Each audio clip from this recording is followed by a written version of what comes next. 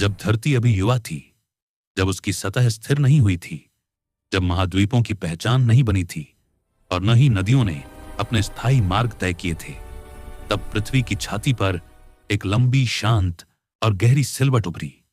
यह सिलवट किसी विस्फोट का परिणाम नहीं थी, बल्कि करोड़ों वर्षों तक चले भूगर्भीय दबावों, प्लेटों की गति और आंतरिक ताप का नतीजा थी।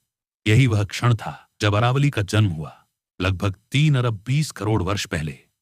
जब जीवन समुद्रों में अपने प्रारंभिक रूप में था, तब अरावली एक पर्वतमाला के रूप में खड़ी हो चुकी थी।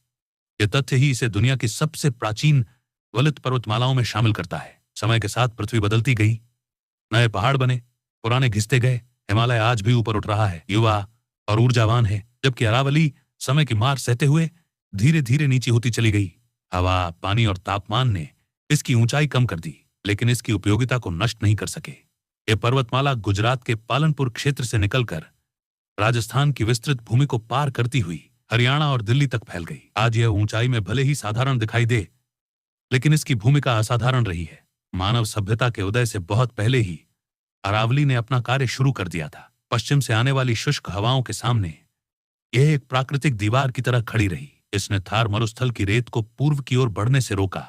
यदि यह दीवार न होती तो हरियाणा, पश्चिमी उत्तर प्रदेश और दिल्ली की भूमि भी रेगिस्तान की चपेट में आ चुकी होती।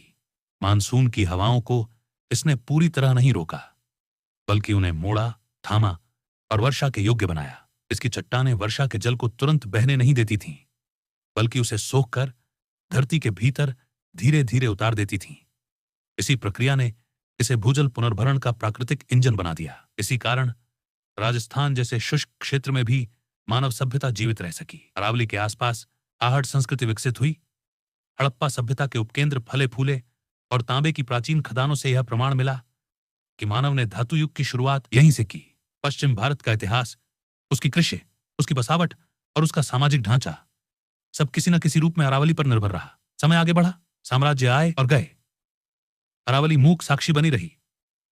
औपनिवेशिक काल में भी इसकी महत्ता समझी गई और इसे बड़े पैमाने पर नहीं छेड़ा गया। लेकिन स्वतंत्रता के बाद कहानी ने नया मोड़ लिया। देश को विकास की आवश्यकता थी और विकास का अर्थ सड़कों, उद्योगों और शहरों से जोड़ा गया। खनन शुरू हुआ, पत्थर और खनिज आर्थिक संसाधन बन गए। जंगल विकास में बाधा माने जाने लगे। पहाड़ों को सपाट जमीन के रूप में देखा जाने लगा। अरावली को पत्थर की खदानों में काटा गया। वन क्षेत्रों को कागजों में गैर वन घोषित किया गया। पहाड़ियों को समतल कर फार्म हाउस, कॉलोनियां और औद्योगिक क्षेत्र बना दिए गए। गुरुग्राम, फरीदाबाद, भिवाड़ी और अलवर जैसे क्षेत्रों का विस्तार तेजी से हुआ।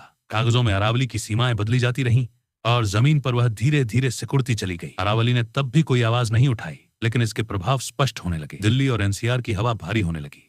धूल और प्रदूषण स्थायी समस्या बन गए। भूजल स्तर तेजी से गिरने लगा। मानसून अनिश्चित होने लगा। तब पहली बार यह महसूस किया गया कि अरावली केवल पहाड़ नहीं थी, बल्कि एक जीवन रक्षक तंत्र थी। यहीं से यह कहानी अदालत तक पहुंची। जब अवैध खनन अपने चरम पर था, तब पर्यावरणविद एम.सी. मेहता सुप्रीम कोर्ट पहुंचे। यह मामला केवल कानून का नहीं था, बल्कि भविष्य का प्रश्न था। सुप्रीम कोर्ट ने वैज्ञानिक रिपोर्टों और भूगर्भीय तथ्यों को समझते हुए कहा कि अरावली केवल स्थानीय पर्वतमाला नहीं है, बल्कि पूरे उत्तर भारत के पर्यावरण की रीढ़ है। इसके बाद खनन पर रोक लगी।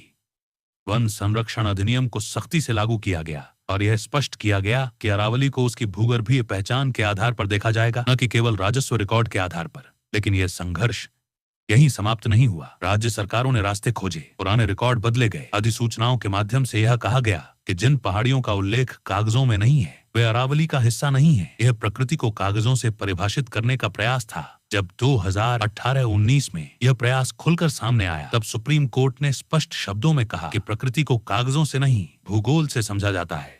जो पहाड़ भूगर्भीय रूप से अरावली का हिस्सा है, वे संरक्षित रहेंगे। अदालत ने इसे अंतरपीढ़ी न्याय का प्रश्न माना, क्योंकि आज का निर्णय आने वाली पीढ़ियों के जीवन को प्रभावित करेगा। इसके बावजूद हाल के वर्षों में एक बार फिर अरावली को लेकर विवाद गहराया। शहरीकरण और खनन के दबाव के बीच 20 नवंबर को सुप्रीम कोर्ट का एक आदेश आया, जिसमें 100 मीटर से छोटी पहाड़ियों पर खनन की अनुमति दी गई। यह आदेश आते ही पर्यावरणविदों, भूगोलवेत्ताओं और स्थानीय समुदायों में गहरी चिंता। लोगों को लगा कि यह निर्णय अरावली को धीरे धीरे खत्म करने का रास्ता खोल देगा। यहीं से अरावली बचाओ जैसे अभियानों ने गति पकड़ी। यह केवल एक पर्यावरणीय नारा नहीं था, बल्कि अस्तित्व की पुकार थी। लोगों ने महसूस किया कि यदि आज चुप रहे तो आने वाली पीढ़ियां केवल किताबों में अरावली का नाम पढ़ेंगी। इसी दबाव और तथ्यों के बीच सोमवार को सुप्रीम कोर्ट में फिर से सुनवाई हुई। अदालत ने अपने ही 20 नवंबर के आदेश पर रोक लगा दी। ये एक असाधारण क्षण था जब न्यायपालिका ने स्वयं स्वीकार किया कि निर्णय के दूरगामी प्रभावों पर पुनर्विचार आवश्यक है। सुप्रीम कोर्ट ने स्पष्ट किया कि 21 जनवरी 2026 तक अरावली क्षेत्र में किसी भी प्रकार के खनन पर रोक रहेगी। यह आदेश केवल प्रशासनिक नहीं था, यह एक चेतावनी थी कि विकास और विनाश के बीच की रेखा को समझना अब अनिवार्य हो गया है। आज अरावली इसलिए चर्चा में है क्योंकि यह संघर्ष अब सिद्धांत का नहीं, अस्तित्व का बन चुका है। दिल्ली एनसीआर का प्रदूषण, गिरता भूजल, फैलता मरुस्थल और बदलता मानसून, ये सब भविष्य की आशंकाएं नहीं, वर्तमान की सच्चाइयां हैं। सुप्रीम कोर्ट ने अपने हालिया रुख से यह स्पष्ट कर दिया है कि अरावली को कमजोर करने का अर्थ संविधान के अनुच्छेद 21 के तहत जीवन के अधिकार को कमजोर करना है। अनुच्छेद 48A और 51AG के तहत यह केवल सरकार का नहीं बल्कि नागरिकों का भी कर्तव्य है कि वे इस पर्वतमाला की रक्षा करें। अगर अरावली को काट दिया गया तो दिल्ली और एनसीआर में प्रदूषण स्थायी स्थिति बन जाएगा। थार मरुस्थल हरियाणा और पश्चिमी उत्तर प्रदेश की ओर बढ़ेगा। कृषि भूमि बंजर होगी, जल संकट अकाल का रूप ले लेगा। तेंदुए, नीलगाय, पक्षी और औषधीय पौधे इतिहास बन जाएंगे। भूगर्भीय अस्थिरता बढ़ेगी और जमीन स्वयं विरोध करने लगेगी। आज अरावली खड़ी है, घिसी हुई, शांत और सहनशील। वह कुछ नहीं कहती लेकिन बहुत कुछ सहती है। सुप्रीम कोर्ट ने फिलहाल उसके लिए समय खरीद लिया है। अब प्रश्न यह नहीं है कि अदालत ने क्या कहा, बल्कि यह है कि समाज ने क्या सीखा। यह कहानी केवल एक पर्वतमाला की नहीं है, यह उस विकल्प की कहानी है जहाँ मनुष्य को तय करना है कि वह तात्कालिक लाभ चुनेगा या दीर्घकालिक अस्तित्व।